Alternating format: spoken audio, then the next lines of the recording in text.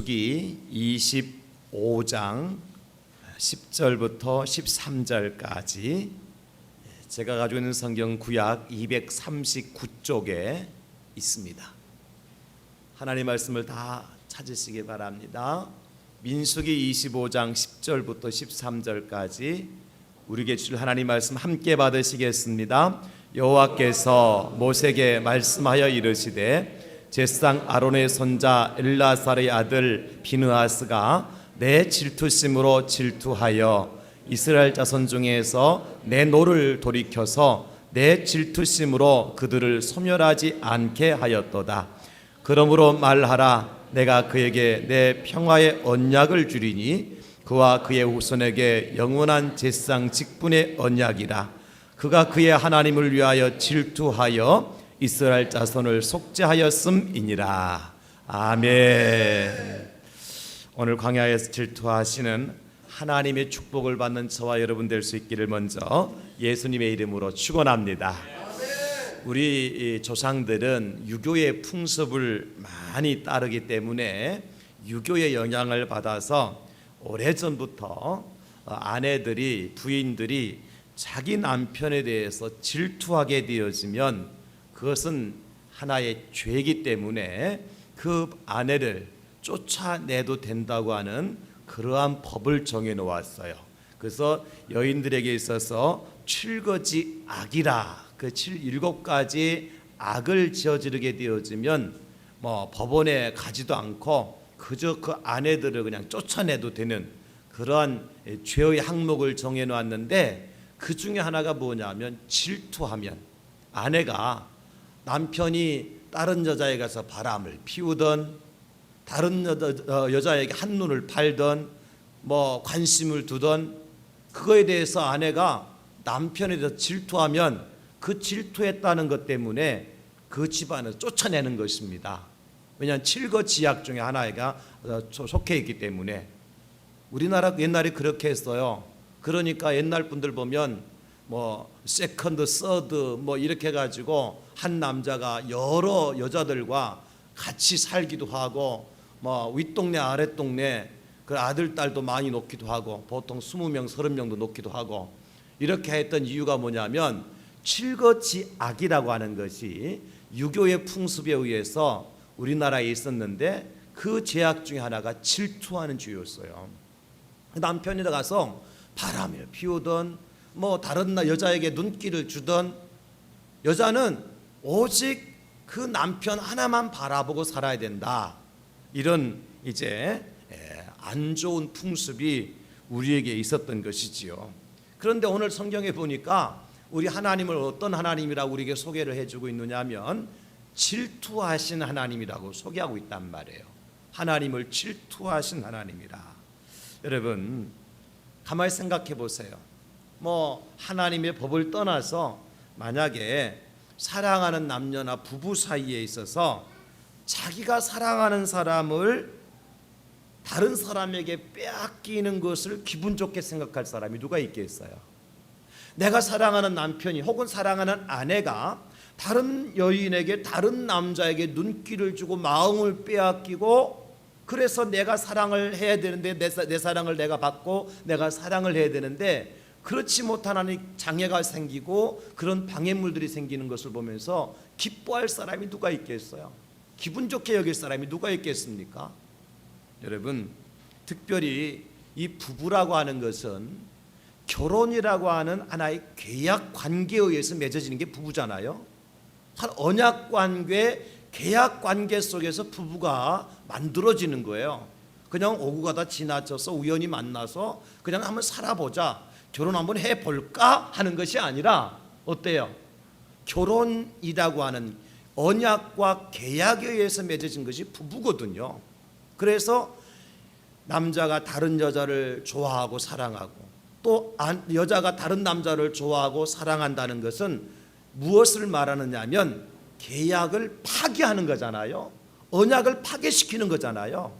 그 계약 파기, 언약의 파괴 현상 때문에 내게 다가오는 그런 마음의 감정, 그것을 우리는 오늘 하나님께서는 질투라고 말씀하고 있는 거예요.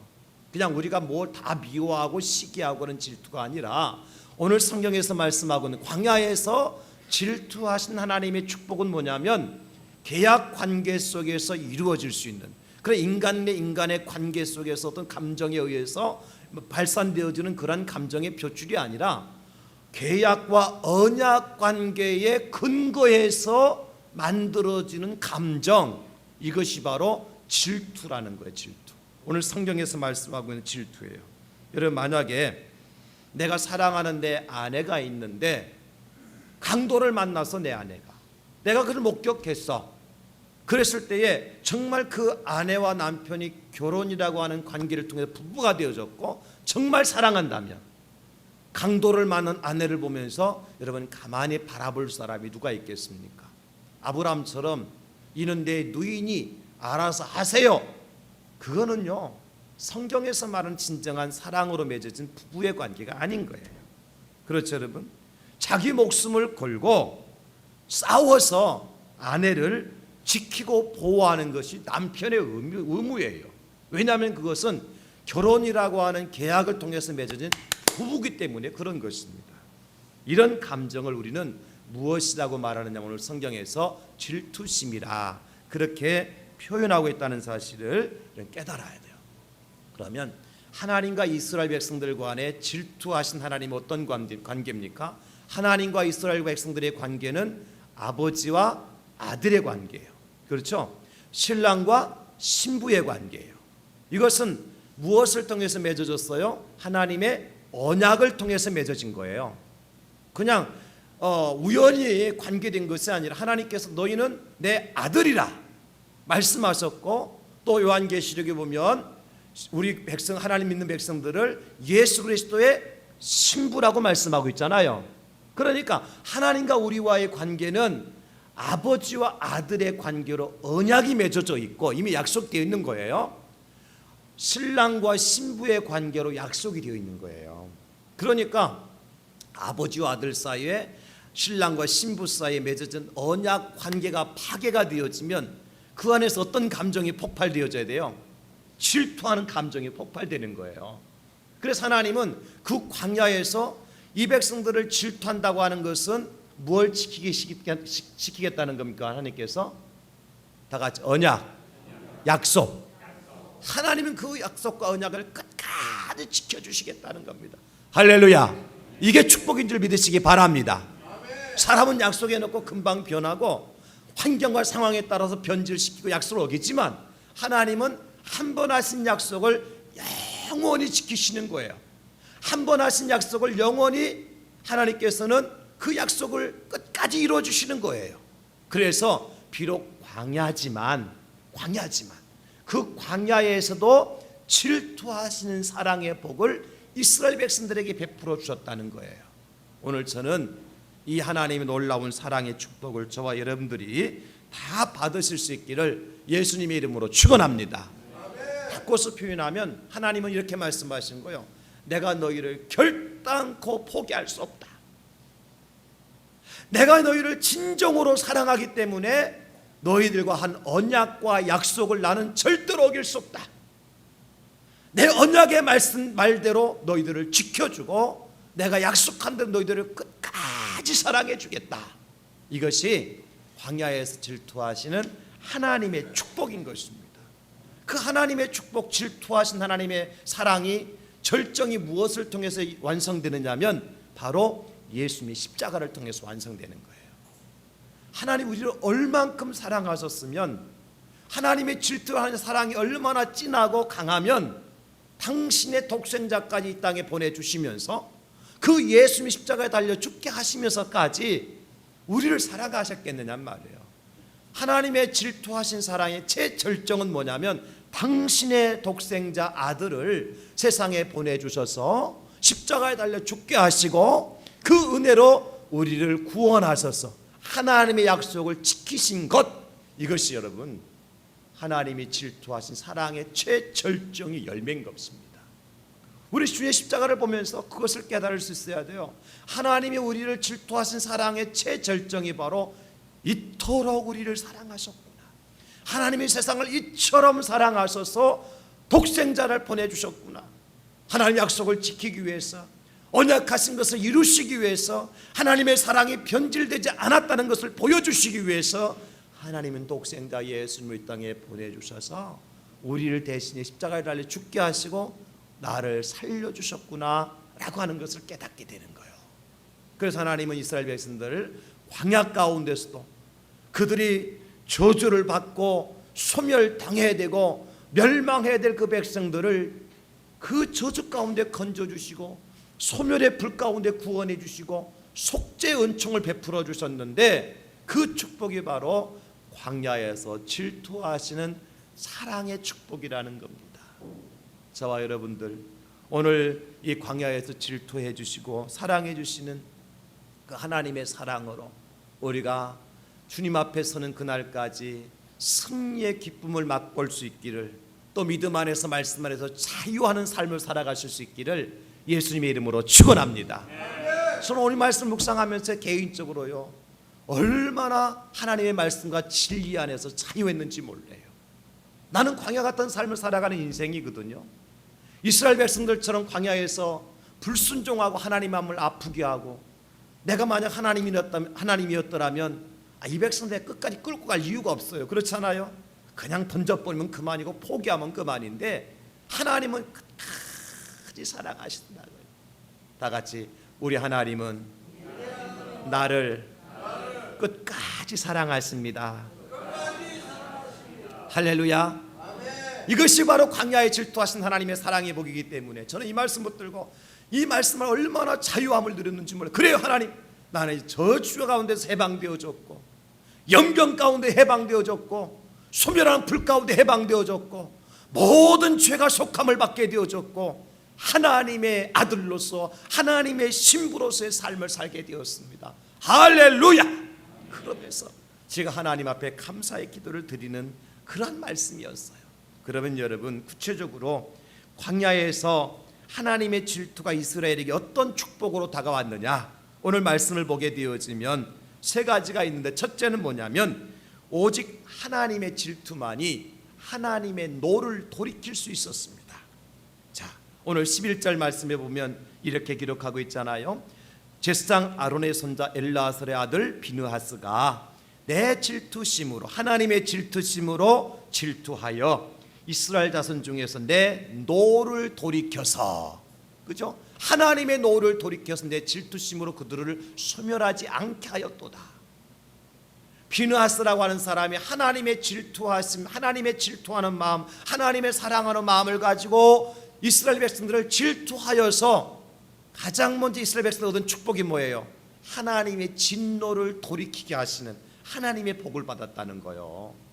하나님의 질투하심이 없었더라면 하나님의 진노가 멈출 수 있었어요? 멈추지 못했어요? 멈추지 못한 거예요. 안 멈춘 거예요. 그런데 하나님의 질투 때문에 하나님의 진노하심이 그 백성들 가운데서 멈추고 돌이킬 수 있는 복을 누리게 되었다는 것입니다. 도대체 그러면 광야에서 이스라엘은 어떤 상황이었느냐? 오늘 본문 바로 앞에 보면 한쪽으로 부올에서 있었던 이스라엘들을 만나게 되어지는데, 우리가 지난주가 살펴보았잖아요. 이 발락이라고 하는 사람이 발람을 깨워서 이스라엘을 저주해서 자기들이 이스라엘을 집어삼키려고 그랬잖아요.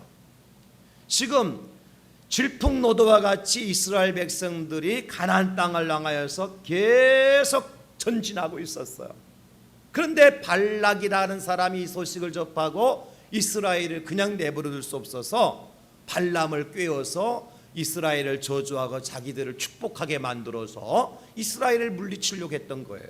그러면 상황이 그쯤 되면 이스라엘 백성들 어떻게 해야 돼요? 지금 하나님 앞에 나가서, 하나님, 이 상황 어떻게 했으면 좋겠습니까? 지금 저 발락이 발악을 하고 있는데, 하나님, 우리가 어떻게 하면 이것을 이 난제를 해결받고 어려운 상황을 헤쳐나가서 우리가 목적하는 바 약속의 땅 가나안 땅에 들어갈 수 있을까요? 하나님 알려주세요. 하나님 도와주세요. 하나님 음성 들리지 않으면 어떻게 해야 돼요? 하나님께 금식하면 매달려도 시원치 않은 그런 상황이에요. 그런데 지금 이스라엘이 무엇을 하고 있는가 하니까 그와 같은 상황에서요, 모압의 여인들을 끌어들여 가지고 음행을 자행하고 있어요. 이방 여인들과 하나님의 거룩한 백성인 이스라엘 남자들이 음행을 자행하고 있어요. 그것으로 끝난 것이 아니고 모압 여인들이 이번에는 이스라엘의 남자들을 초대를 해가지고 자기들이 섬기는 이방 신에게 제사를 드리게 되어질 때에 함께 그들과 함께 제사를 드리도록 한 거예요. 여러분, 이것은 하나님께서 보실 때는 정말로 통곡할 일이에요. 아니, 지금까지 애굽에서 나와서 광야 40년 가까이 얼마나 많은 세월 동안에 하나님께 이들과 함께 하셨고 이들을 사랑하시려고, 이들을 보호하시려고, 지키시려고 얼마나 많은 수고를 하나님께 하셨습니까? 근데 이들은, 이스라엘 백성들은 그 하나님의 은혜도 모르고 오히려 이방 여인들의 꾀임에 빠져서 음행을 하고 그들 이방 신에게 제사를, 하나님을 완전히 버린 거예요. 배반한 거예요. 하나님과 약속을 파기한 겁니다. 그러면 우리가 하나님이라면 이쯤 되었으면 어떡할까요? 그들을 진멸해야지요. 그리고 거기 나가서 오늘 본문에 보면은요, 괘씸하기 짝이 한이 없는, 짝이 없는 그런 일들을 이 백성들이 하고 있는 거죠. 괘씸하죠. 40년 동안 어떻게 내가 해왔는데 가나안 땅을 코앞에 두고 여전히 옛 생활을 청산하지 못하고 있으니 하나님 보실 때 한심하지 않겠습니까? 포기할 만하고 이스라엘에게서 손을 뗄 만도 하십니다. 그러나 하나님은 그들과 약속한 것이기 때문에 그 약속 때문에 그들을 그냥 내버려 두지 않으셔요. 그래서 그 땅에 연병을 일으키는 겁니다. 연병, 전염병을 일으켜서 그 병으로 수많은 사람들이 죽임을 당하게 되었어요. 여러분, 하나님은 연병을 일으켜서 그들을 죽이려고, 그들을 멸망하려고 연병을 일으키신 것이 아니라 하나님의 질투하심으로 인하여서 그들을 죄악 가운데 건져내고 다시 하나님과의 언약의 관계를 다시 회복하시기 위해서 연병을 일으키시는 거예요. 그런데 또 이스라엘 남자 하나가요, 이번에는 미디안 여인을 데리고 자기 이스라엘 남자들이 보는 앞에서 자기 텐트 안으로 들어가는 거예요. 이것을 목격한 이제 아론의 손자요 엘라스의 아들인 비느하스가 창을 들고 들어가서 그 남녀를 한 번에 그냥 찍어서 죽여버립니다. 그러므로 말미암아서 그 땅에 하나님의 진노가 멈췄다 그랬어요. 비느하스가 창을 들고 들어가서 그 남녀를 배를 찔러서 두 남녀를 함께 죽였을 때에 어떤 마음으로 그랬을까요, 여러분? 하나님이 우리를 얼마나 사랑하셨는데 이렇게 폐역무도한 일들을 계속해서 우리가 자행해도 되겠느냐?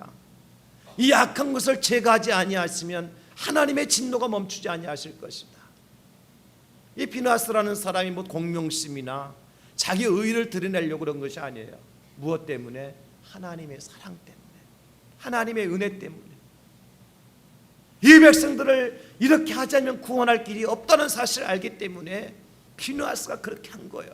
하나님은 그것을 보시고 비느하스가 내 질투심으로 질투하여 하나님의 내 노를 돌이킬 수 있게 하였다, 그렇게 말씀하고 있는 것입니다.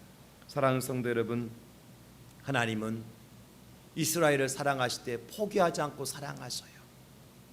그래서 요한복음 13장 1절에 보면 이렇게 말씀하고 있습니다. 유월절 전에 예수께 자기가 세상을 떠나 아버지께로 돌아가실 때가 이런 줄 아시고 세상에 있는 자기 사람들을 사랑하시되 끝까지 사랑하시니라. 끝까지 사랑하시니라. 여러분, 우리가 연병을 만나고 세상에 하나님의 진노 가운데 있다고 그래서 하나님 우리를 미워하시는 것이 아니고 하나님 우리를 떠나신 것이 아니고 하나님께 우리를 포기하거나 우리를 버리신 것이 아니라는 사실을 믿어야 돼요. 그 진노 가운데 우리를 건져내시기 위해서 하나님께서 연병도 주시는 것이고 진노도 허락하신다는 사실을 우리가 깨달아 알아야 돼요.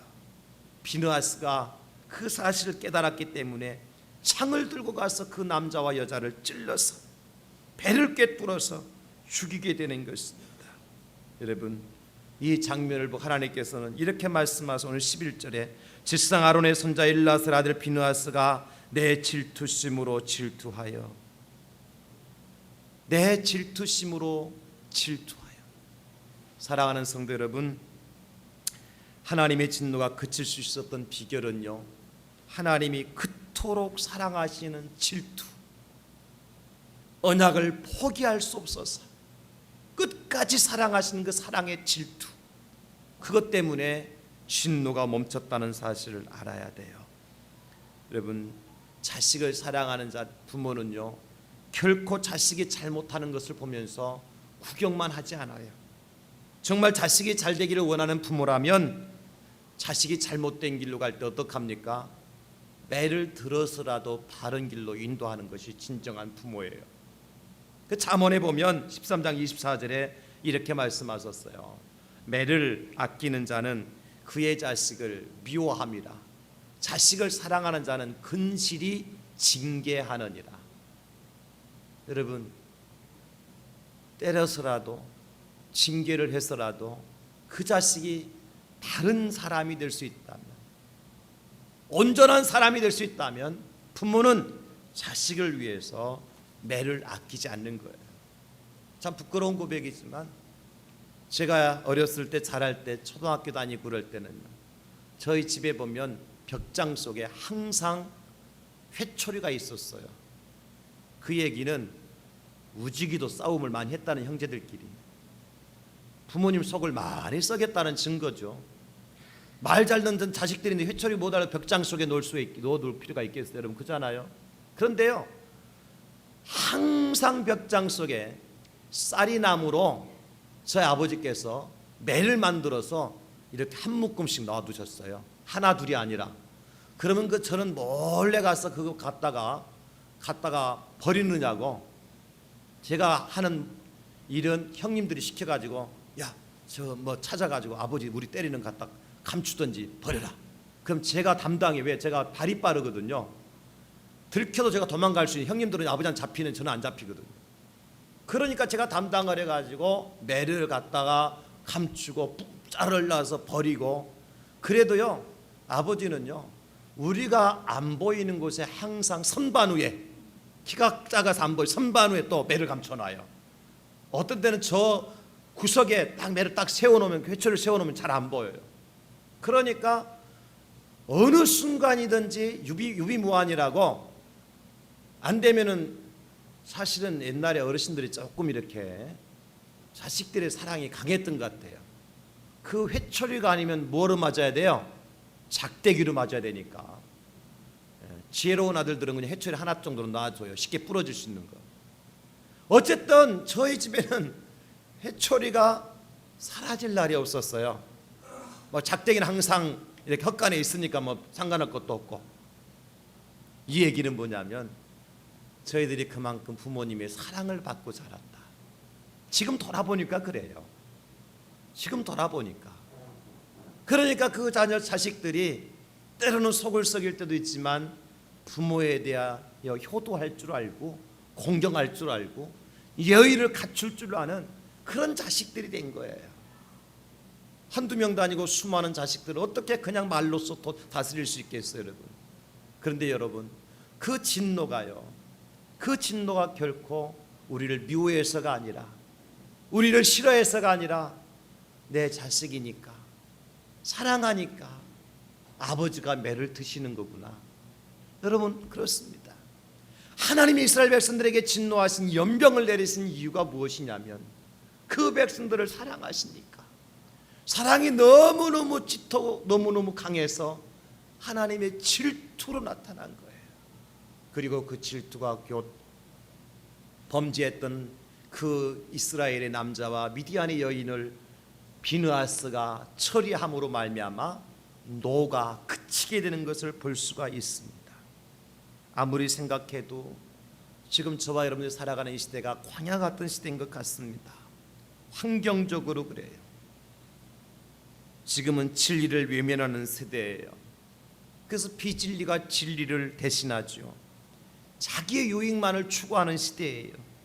나만 좋으면 다른 사람은 상관없어요. 그러니까 열차 안에도 강아지 2마리 앉혀놓고 다른 사람을 서서 가게 만들어 놓는 거잖아요.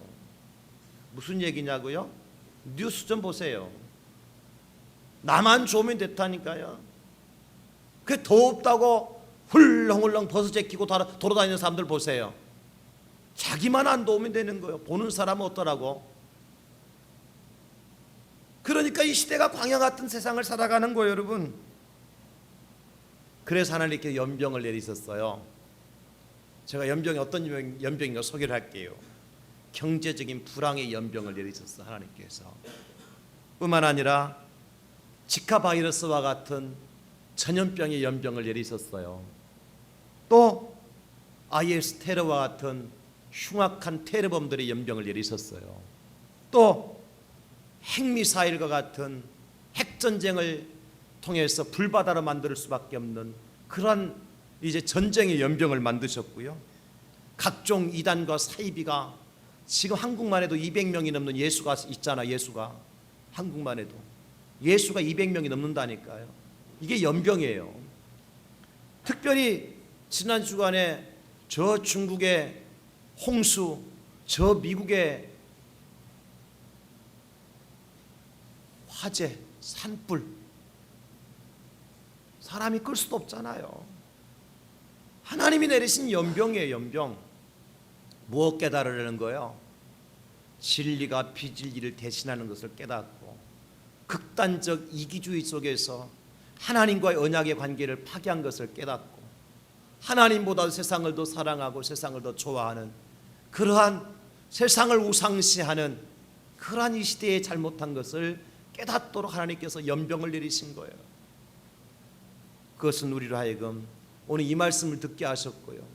우리가 이 말씀을 듣고 하나님 앞에 진정으로 회개하고 기도할 때에 하나님께서는 그 연병 가운데서 진노를 돌이키시는 축복을 우리에게 허락하여 주실 줄로 믿습니다. 그러므로 여러분, 하나님은 반드시 진노를 돌이키시는 분이셔요. 왜? 하나님 우리를 사랑하신 질투가 있기 때문에, 질투하신 사랑이 있기 때문에. 그러므로 이 연병 가운데서도 반드시 하나님의 진노가 끝일 것이라는 믿음을 가지고 우리가 비누아스의 마음을 가지고 세상을 향해서 하나님의 공의와 정의를 행하면서 하나님의 질투하심의 사랑의 축복으로 모든 진노와 연병이 그치게 되는 그날을 저와 여러분들 허락받으실 수 있기를 예수님의 이름으로 축원합니다. 하나님의 질투만이 하나님의 진노를 그치게 하는 거예요. 두 번째, 광야에서 이스라엘 백성들이 질투하신 하나님의 복을 받았는데 어떤 복을 받았느냐? 오직 하나님의 질투만이 이스라엘이 소멸되지 않게 하셨어요. 오늘 11절 마지막 부분에 내 질투심으로 그들을 소멸하지 않게 하였도다 그렇게 말씀하시잖아요. 진노를 그쳤을 뿐만 아니라 소멸시키지 않으셨어요. 소멸이라는 것은 뭐 여러분? 불로 태워서 흔적도 없이 없애버리는 것이 소멸이에요. 지난 주간에 저 미국에 산불이 나서 난리도 아니었지 않습니까? 하루 이틀 타는 게 아니었잖아요. 여러분, 그 산불을 누가 끌 수 있어요? 누가 막을 수 있어요? 미국이 세계 최강국 아닙니까? 그래도요, 그 산불을 막을 만한 힘이 없어요. 산불 불이 붙으니까 어때요? 남는 게 뭐가 있어요? 다 재만 남지. 이게 소멸이에요. 우리 인생이 하나님의 사랑이 없으면 이렇게 소멸되는 거예요. 하나님의 질투하시는 사랑이 없으면 우리 인생은 이렇게 다 소멸될 수밖에 없다는 거예요. 뭐 때문에? 죄로 말미암아서 존재할 명분이 없는 것이 우리 인생이에요. 여러분, 그렇지 않나요? 이스라엘 백성 오늘 하는 짓을 보세요. 지실하게 제가 죄송합니다. 하는 행동을 보세요. 안타깝잖아요. 그러면 이것이 누구의 일이에요? 바로 이스라엘을 살아가는 저와 여러분들의 일이라니까요. 그렇잖아요. 자, 우리가 하는 행동을 보면 물론 오늘 여기 나오신 분, 예배 드리신 분들은 예외로 하고 우리가 하나님 앞에서 하는 일들을 보면 다 소멸받아야 마땅할 일들을 해요. 여러분, 그렇죠? 우리 중에 의인이 누가 있어요? 우리 중에 의인이 누가 있느냐고요? 하루에도 수도 없이 죄를 짓고 눈으로, 귀로, 입으로 우리 손과 발로 죄를 짓는 일들을 너무 많이 하기 때문에 이제는 그 죄가 죄인지도 몰라요. 너무 죄에 노출되어 있기 때문에 그냥 자연스럽다니까. 이 죄를 지어도 그냥 중앙선을 넘어가도 자연스럽다니까 이제는. 예, 아무런 죄책감도 안 느껴요. 그죠? 지나가다 그냥 침 한번 뱉어도 아무런 죄책감 안 느껴요. 그게 다 뭔데? 하나님 앞에서 보면 소멸당해야 될 죄값들인데, 그잖아요 여러분. 우리가 오늘 이스라엘 백성들처럼 하나님을 사랑하고 하나님만을 경배해야 될 하나님과 언약의 관계로 맺어진 아버지와 자식이요 신랑과 신부의 관계인데, 어때요? 이 시대 많은 사람들이 그 관계를 스스로 다 깨버리잖아요. 하나님 없어 살 수 있다고, 내 힘으로 살 수 있다고. 그런데 하나님은요, 그럼에도 불구하고 하나님의 질투 때문에 이스라엘 백성을 소멸하지 않으신다니까요. 저와 여러분들을 소멸하지 아니하시는 이유가 뭐냐면 우리 어떤 의로움, 우리 어떤 공로가 아니라 하나님의 사랑 때문임을 믿으시기를 바랍니다. 내가 망하지 않고 죽지 않고 지금 여기 살아있는 것은 하나님의 사랑 때문이요, 하나님의 질투하심 때문에 내가 존재하는 거요. 그거 외에는 없어요. 그러니까 감사할 뿐이죠. 내가 죽어 마땅할 억만 죄악 가운데 죽었어야 될 저 지옥 형벌 가운데 지금 신음하고 있어야 될 나가 지금 내가 이 자리에 서 있고 하나님을 아버지라 부를 수 있고 천국에 대한 소망을 가지고 살아갈 수 있는 것은 오직 하나님의 질투하심 때문에 가능하다. 하나님의 사랑이 그만큼 크고 놀랍고 진하고 강하기 때문에 가능한 것이다. 그럴 때마다 얼마나 감사한지 알 수가 없어요. 웬 은혜의 웬 사랑입니까? 억만 죄악 가운데 죽었던 나를 살리시고 허물 많은 인생을 구원하시고 소멸을 시키지 아니하시는 하나님의 은혜. 여러분, 지난 한 주간 우리가 얼마나 의로운 삶을 사셨습니까? 아니면 내가 내 죄값으로 따지자면 내가 이 자리에 앉을 수 있었고 하나님을 아버지라 부를 수 없는 그런 상황은 아니었습니까? 여러분 그렇잖아요. 저만 그런가요? 저만 죄인 중에 계십니까? 여러분, 우리가 다 죄악 가운데 있었고 죄인 중에 계수요, 허물투성이고 여러 가지 여러분 하나님의 마음을 아프게 하고 우리 이웃을 가정을 사랑하지 못하고 살아왔던 인생인데 하나님의 질투하심 때문에 소멸당하지 아니하고 내가 존재할 수 있다는 그 사실, 이게 얼마나 큰 축복인지 몰라요. 성경에도 보니까 하나님의 질투하심으로 구원받은 예가 많이 있어요. 노아의 방주가 대표적인 케이스겠죠. 그 당시에 사람들 어떤 상황이었어요? 죄악의 관영에서 생명 있고 호흡하는 모든 것들은 다 진멸당해야 될 그런 상황이 있는데 하나님은 노아를 통해서 방주를 만드시고 하나님의 질투하심으로 방주를 만드시게 하신 거예요. 그 방주 안에 있는 자들마다 다 구원을 받게 하셨어요. 소돔과 고모라 성에 아브라함의 조카 롯도 마찬가지지요. 불과 유황으로 이제 그 성에 다 진멸당할 상황 속에서도 하나님은 아브라함의 조카 롯을 소알 땅으로 인도하셔서 그 롯을 구원하시지 않습니까? 이것이 무엇입니까? 하나님의 질투하시는 사랑이에요. 신약시대에 마가의 다락방에 모였던 예수님의 제자들, 그 당시 이스라엘 어떤 상황이었어요? 예수님이 십자가 못 박은 다음에도 예수 믿는 자들을 잡아가두고 주의 제자들을 죽이려고 혈안이 이루어져서 온 세상이 하나님을 대적하고 하나님의 원수된 상황이었잖아요. 다 진멸당에 마땅할 상황이에요.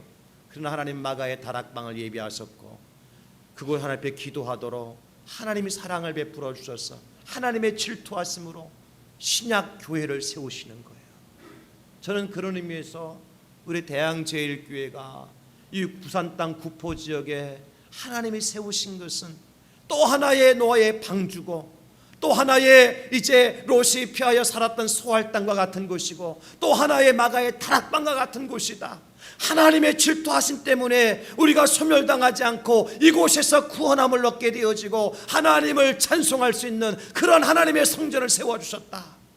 여러분, 우리가 잘나서 열심히 있어서가 하나님께 이곳에 교회를 세우도록 하신 것이 아니라 하나님께서 우리 교회를 사랑하셔서 우리 대항제일교회를 사랑하실 때 질투하시기까지 사랑하셔서 소멸하지 아니하시고 오늘까지 인도하신 줄 믿으시기를 예수님의 이름으로 축원합니다. 여러분, 우리가 광야 같은 이 세상을 살아가면서 지금 세변센터를 건축하고 있는데 정말 하나님께서 얼마나 우리 교회를 사랑하신지 알 수가 없어요. 제가 지난 주간에도요 여러분들을 만나는 기회가 있었어요. 근데 그분들이 한결같이 하시는 말씀이, 목사님 대항제일께 축복받았어요. 대항제일께 축복받았어요. 뭐가 축복받았을까? 돈도 없이 힘들게 건축하는데 더운 날에, 목사님 이 광야 같은 세상 가운데서 시대에 교회를 세우는 교회가 많지 않아요. 교회를 세우도록 허락하신 교회가, 하나님께서 허락하신 교회가 많지 않아요. 그 일에 쓰임받도록 부름받은 하나님의 백성들이 많지 않아요. 그분들은 다 경험을 통해서 하나님의 은혜와 축복을 받으신 분들이거든요. 자기들의 간증을 하시는 거예요. 힘들고 어려운 시기에 교회를 세운다고 하는 것은 정말 어떻게 보면 내가 휘발유통을 끌어안고 불 속에 들어가는 것과 똑같은 상황인데, 이 일들을 대항제일께 하고 있다는 것은 분명히 하나님께서 놀라운 축복을 부어주실 것이라고, 하나님 기적을 행하실 것이라고, 그분들이 저한테 위로해 주시고 그런 말씀해 주시는 거예요. 하나님께 우리 교회 이 광야 같은 곳에서 우리를 얼마나 사랑하시는 질투하셔서, 지금 우리가 다 힘들잖아요. 헌금하기도 힘들고 봉사하기도 힘들고 기도하기도 힘들고, 그러나 하나님의 질투하심으로 우리 교회를 소멸하지 아니하시려고 노아의 방주와 같은, 소할 땅과 같은, 그리고 마가의 다락방과 같은 하나님의 전을 세우시는 하나님의 은혜, 이것은 하나님의 질투하시는 사랑이 없이는 불가능한 일이다. 여러분, 하나님 우리를 그토록 사랑하셔요. 우리 교회를 그토록 사랑하셔요. 저와 여러분들을 그토록 사랑하셔요. 절대로 소멸시키지 않을 겁니다. 우리가 허물 있고 잘못이 있어도 그래요. 우리가 이스라엘 백성을 전 하나님께 연병에 걸릴 정도로 하나님의 마음을 아프게 했다 하더라도 하나님 우리 교회를 절대로 소멸시키지 않으실 것입니다. 우리 교회를 지키실 거예요. 하나님이 이렇게 세워주실 것입니다. 왜냐하면 하나님은 질투하시기까지 당신의 몸된 교회를 사랑하시기 때문에 그렇습니다. 사랑하시기 때문에. 그 사랑이, 하나님의 질투가 우리 교회 위에 있는 이상 하나님께서 우리 교회를 소멸치 아니하시고 다시 이스라엘 백성을 일으켜서서 요단강을 건너 가나안 땅에 들어가게 하신 것처럼 우리에게도 그 날을 반드시 허락해 줄 줄 믿으시기를 예수님의 이름으로 축원합니다. 사도 바울은 그래서 이렇게 고백했어요. 로마서 8장 35절, 누가 우리를 그리스도의 사랑에서 끊으려 환난이나 곤고나 박해나 기근이나 적신이나 위험이나 칼이랴. 38절에 보면 내가 확신하노니 사망이나 생명이나 천사들이나 권세들이나 현재나 장래이나 능력이나 그 어떤 높음이나 깊음이나 다른 어떤 피조물이라도 우리를 우리 주 그리스도 예수 안에 있는 하나님의 사랑에서 끊을 수 없으리라. 여러분 고백합시다. 우리를 우리 주 예수 그리스도 안에 있는 하나님의 사랑에서 끊을 수 없으리라. 끊을 자가 없어요. 저와 여러분들은 끌어낼 자가 없어요. 하나님 우리를 붙들고 있는 이상, 하나님 우리 교회를 붙들고 있고, 하나님 여러분들의 가정을 붙들고 있고, 하나님 여러분 사업장을 붙들고 있는 이상 그 어떤 것들도 하나님의 사랑에서 끊을 수 없어요. 이것은 선포입니다. 약속입니다. 여러분, 이것이 광야에서 질투하시기까지 사랑하신 하나님의 축복인 거야. 여러분 어렵습니까? 가정이 힘들고 상황이 힘들고 사업이 힘듭니까? 힘든 거예요. 그것이 소멸되는 것이 아니에요. 힘들 뿐이에요. 순간 지나면 연병도 끝나 마치고요, 진노가 끝나고요, 소멸하지 아니하시고 속죄하시는 하나님의 축복 우리에게 임하는 거예요. 저와 여러분들이 이 광야 같은 세상에서 그 하나님의 축복을 누릴 수 있기를 예수님의 이름으로 축원합니다. 마지막 세 번째, 광야에서 질투하신 하나님의 복은 무엇이냐? 오직 하나님의 질투만이 속죄의 근거가 된다는 거예요. 13절 말씀 보면 그와 그의 후손에게 명원한 제사장 직분의 언약이라 그가 그의 하나님을 위하여 질투하여 이스라엘 자손을 속죄하였음이니라. 그렇게 말씀하셨어요. 여러분, 하나님의 질투가 우리를 속죄 자리에 인도하셔요. 하나님이 질투하시기 때문에 우리가 속죄 은총을 누리게 되었다는 거예요. 아까 말씀드렸잖아요. 하나님 우리를 질투하시기 때문에 누구를 보내주셨어요? 예수님 보내주셨어요. 예수님 보내주셨어요. 그 주님 십자가 달려 죽기까지 하셨어요. 그 하나님의 우리를 사랑하실 때 질투하기까지 사랑하신 근거라 그랬어요. 그 주님의 질투가 우리의 속죄의 근거가 되는 것입니다. 요한복음 10장 11절에 보면 예수님 말씀하셨어요.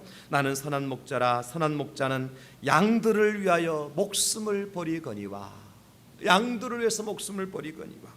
로마서 5장 8절에 우리가 아직 죄인 되었을 때에 그리스도께서 우리를 위하여 죽으심으로 하나님께서 우리에 대한 자기의 사랑을 확증하셨느니라. 누가 하나님의 사랑에서 우리를 끊어내요, 여러분? 우리가 이미 죄인 되었을 때에 하나님께서 이 일을 확증하셨어요. 여러분 염려하지 마세요. 내가 잘못해서 내가 범죄해서 내가 어떻게 될까 염려하지 마세요. 하나님이 다 용서해 주시고 하나님의 사랑으로 우리를 붙들어 주시고 우리를 다 용서하셔서 하나님의 자녀 삼아주시고 하나님의 신부 삼아주시고 하나님의 아들 삼아주시고 천국 백성 삼아주심을 믿으시기를 예수님의 이름으로 축원합니다. 예수님이 그 이름의 십자가 달려 죽으셨잖아요. 피를 흘려주셨잖아요. 속죄의 피를 흘려주셨잖아요. 속죄의 제물 되어 죽으셨잖아요. 예수님께서. 그것이 우리에 대한 하나님의 확증, 사랑의 확증인 것입니다. 여러분, 광야의 길 안심하고 갈 수 없는 이 세상에 우리가 살아가고 있어요. 그러나 사랑하실 때 질투하시기까지 사랑하시는 하나님의 사랑이 있기 때문에 안심할 수 있는 것입니다. 하나님의 질투와 사랑이 우리를 저주 가운데서 건져주셔요. 하나님의 질투와 사랑만이 우리를 소멸당하지 않도록 해주셔요. 그 사랑만이 속죄의 은총을 누리게 해주십니다. 그럼 이제 우리는 사랑의 하나님의 그 사랑이 얼마나 큰지, 얼마나 감동스러운지, 얼마나 놀라운지를 깨달을 필요가 있는 거야. 이 시간 다 눈을 감읍시다. 여러분,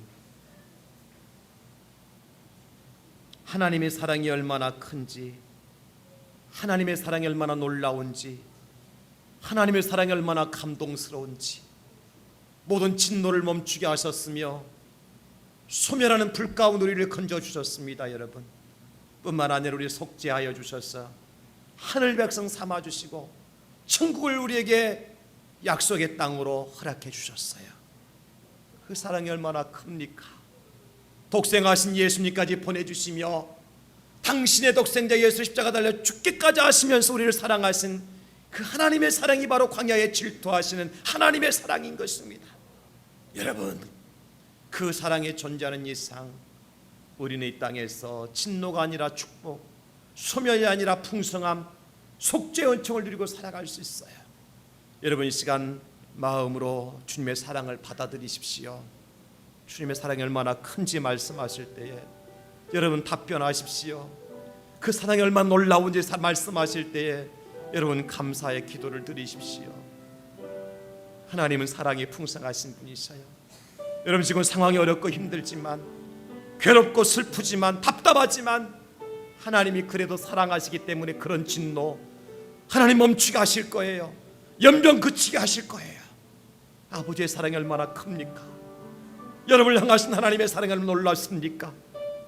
놓치지 마세요. 그거 붙드세요. 주님 사랑 붙드세요. 주님 사랑 의지하세요. 그래야 우리가 살 수 있어요. 힘을 얻을 수 있어요. 여러분, 주님 사랑합니다. 감사합니다. 놀랍습니다. 귀합니다. 주님, 주여, 진노 중에 있어야 될 죄인,